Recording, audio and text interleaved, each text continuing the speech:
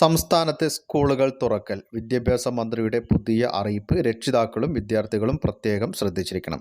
അതുപോലെ തന്നെ ഓരോ വീടുകളിലേക്കും 5200 രൂപയും ഭക്ഷ്യ കിറ്റുകളും ഈ ഒരു ജൂൺ മാസത്തിൽ വമ്പൻ സഹായങ്ങളാണ് ഓരോ വീടുകളിലേക്കും ലഭിക്കാൻ പോകുന്നത്. അപ്പോൾ വീഡിയോ മുഴുവനായും ശ്രദ്ധിക്കണം. ഇൻഫോർമേറ്റീവായ വാർത്തകൾക്കും അറിയിപ്പുകൾക്കുമായി ചാനൽ ആദ്യമായി കാണുന്നവരാണെങ്കിൽ സബ്സ്ക്രൈബ് ചെയ്യുക. ഫേസ്ബുക്കിലൂടെയാണ് നിങ്ങൾ ഈ ഒരു വീഡിയോ കാണുന്നതെങ്കിൽ പേജ് ഫോളോ ചെയ്യുവാനും മറക്കരുത്. അപ്പോൾ നമുക്ക് വിശദമായിട്ടുള്ള അറിയിപ്പുകൾ എന്തൊക്കെയാണെന്ന് നോക്കാം.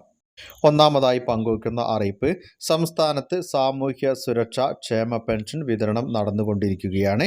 മുഴുവൻ ആളുകൾക്കും ഈ ഒരു തുക ലഭ്യമായിട്ടില്ല. എന്നാൽ ഈ ഒരു ആഴ്ചയോടുകൂടി തന്നെ അക്കൗണ്ടുകളിലേക്കും കൈകളിലേക്കും ഈ ഒരു തുക എല്ലാവർക്കും തന്നെ ലഭിക്കുന്നതാണ്.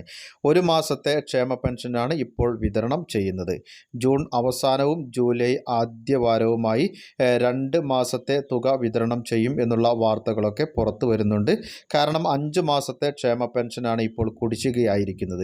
ഈ ഒരു കുടിശ്ശിക കൊടുത്തു തീർക്കണം എന്നുണ്ടെങ്കിൽ ഓരോ മാസവും ഈ 2 മാസത്തെ തുകകൾ വെച്ച് നൽകേണ്ട സാഹചര്യമാണുള്ളത്. അതുകൊണ്ട് തന്നെ ഈ ഒരു തുക ഇത്തരത്തിൽ വർദ്ധിപ്പിച്ച് വിതരണം ചെയ്യുകയാണെങ്കിൽ ഒരു 3200 രൂപ ക്ഷേമ പെൻഷൻ മാസത്തിൽ നിങ്ങളുടെ അക്കൗണ്ടുകളിലേക്കും കൈകളിലേക്കും ലഭ്യമാവുന്നതാണ്. മാത്രമല്ല, തിരഞ്ഞെടുപ്പിൻ്റെ പശ്ചാത്തലത്തിലാണ് മെയ് മാസത്തിൽ വിതരണം ചെയ്യാനിരുന്ന കിസാൻ സമ്മാൻ നിധിയുടെ തുക വിതരണം നടക്കാതിരുന്നത്. ഇനി ഈ ഒരു ജൂൺ മാസത്തിൽ ആ ഒരു തുക കൂടി ലഭ്യമാകുമ്പോൾ ഒരു ഗുണഭോക്താവിന്, അതായത് 2 ക്ഷേമ ആനുകൂല്യങ്ങളും ലഭിക്കുന്ന ഒരു ഗുണഭോക്താവിനെ സംബന്ധിച്ച് 5200 രൂപയായിരിക്കും അക്കൗണ്ടുകളിലോ അല്ലെങ്കിൽ കൈകളിലോ ലഭ്യമാവുക. മാത്രമല്ല, സിവിൽ സപ്ലൈസ് വകുപ്പിലൂടെ വിതരണം ചെയ്യുന്ന വെളിച്ചെണ്ണയുടെയും മുളകിൻ്റെയും വില കുറച്ചിരിക്കുകയാണ്. കേന്ദ്ര സർക്കാർ നൽകുന്ന ഭാരത് റൈസ്, അതുപോലെ തന്നെ സംസ്ഥാന സർക്കാരിൻ്റെ കെ റൈസ് തുടങ്ങിയവ ഒരു ഭക്ഷ്യ കിറ്റുകളായി കൈപ്പറ്റുവാനുള്ള അവസരവും ഒരുങ്ങുന്നതായിട്ടുള്ള റിപ്പോർട്ടുകളാണ് പുറത്തു വരുന്നത്. ഇനി അടുത്തതായി പങ്കുവയ്ക്കുന്ന മറ്റൊരു അറിയിപ്പ്, വേനലവധിക്ക് ശേഷം സംസ്ഥാനത്തെ സ്കൂളുകൾ നാളെ തുറക്കുകയാണ്. 3 ലക്ഷത്തോളം നവാഗതർ 1-ാം ക്ലാസ്സിലേക്ക് എത്തുമെന്നാണ് വിദ്യാഭ്യാസ വകുപ്പിൻ്റെ വിലയിരുത്തൽ.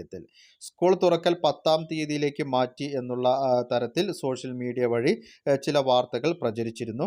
എന്നാൽ ഇത് തമിഴ്നാട്ടിലെ കാര്യമാണ് ഇത്തരത്തിലുള്ള ഒരു തീരുമാനത്തിലേക്ക് എത്തിയിട്ടുള്ളത്. കേരളത്തിൽ നാളെ തന്നെ സ്കൂളുകൾ തുറന്ന് പ്രവർത്തിക്കുന്നതാണ്. വിദ്യാർത്ഥികൾ സഞ്ചരിക്കുന്ന വാഹനങ്ങൾ എവിടെ എത്തിയെന്ന് രക്ഷിതാക്കൾക്ക് ട്രാക്ക് ചെയ്ത് കണ്ടുപിടിക്കുവാനും സാധിക്കും. അതുകൊണ്ട് തന്നെ ഇപ്പോൾ ഈ ഒരു ആശങ്ക ഒഴിവായിരിക്കുകയാണ്. അതിനായി വിദ്യാവാഹൻ ആപ്പ് നിങ്ങൾക്ക് പ്ലേ സ്റ്റോറിൽ നിന്ന് ഡൗൺലോഡ് ചെയ്ത് GPS സംവിധാനം ഉപയോഗിച്ച് ഈ ഒരു സേവനം പ്രയോജനപ്പെടുത്തുവാൻ സാധിക്കും. ഇനി അടുത്തതായി ശ്രദ്ധിച്ചിരിക്കേണ്ട അറിയിപ്പ്, 10 വർഷത്തിനുള്ളിൽ രാജ്യത്തെ റോഡിൽ നിന്ന് പെട്രോൾ ഡീസൽ വാഹനങ്ങൾ പൂർണ്ണമായും ഒഴിവാക്കാനാണ് കേന്ദ്ര സർക്കാർ ശ്രമിക്കുന്നതെന്ന് വ്യക്തമാക്കി കേന്ദ്രമന്ത്രി നിതിൻ ഗഡ്കരി. 2034 ഇത് സാധ്യമാകുമെന്നാണ് അദ്ദേഹം പ്രത്യാശ പ്രകടിപ്പിക്കുന്നത്. ഇലക്ട്രിക് സ്കൂട്ടറുകൾ, അതുപോലെ തന്നെ കാറുകൾ, ബസ്സുകൾ എന്നിവയെല്ലാം ഇപ്പോൾ തന്നെ നിരത്തിൽ വന്നു കഴിഞ്ഞു. 100 രൂപ ഡീസലിന് ചിലവഴിക്കുമ്പോൾ ഈ ഒരു വാഹനങ്ങൾക്ക് വെറും 4 രൂപയുടെ വൈദ്യുതി മാത്രമാണ് ചിലവാകുന്നതെന്നും അദ്ദേഹം വ്യക്തമാക്കിയിരിക്കുകയാണ്. ഇനി അടുത്തതായി ശ്രദ്ധിച്ചിരിക്കേണ്ട അറിയിപ്പ്, പാചകവാതകത്തിൻ്റെ വില കുറഞ്ഞു. വാണിജ്യ ആവശ്യങ്ങൾക്കുള്ള പാചകവാതകത്തിൻ്റെ വിലയാണ് കുറച്ചിരിക്കുന്നത്. സിലിണ്ടറിന് 70 രൂപ 50 പൈസയാണ് കുറഞ്ഞത്. ഇതോടെ കൊച്ചിയിൽ 19 കിലോഗ്രാം വരുന്ന സിലിണ്ടറിൻ്റെ വില 1685 രൂപ 50 പൈസ ആണ്. നേരത്തെ ഇത് 1756 രൂപയായിരുന്നു. മെയ് മാസത്തിലും ഇത്തരത്തിൽ 19 രൂപയുടെ കുറവ് വരുത്തിയിരുന്നു.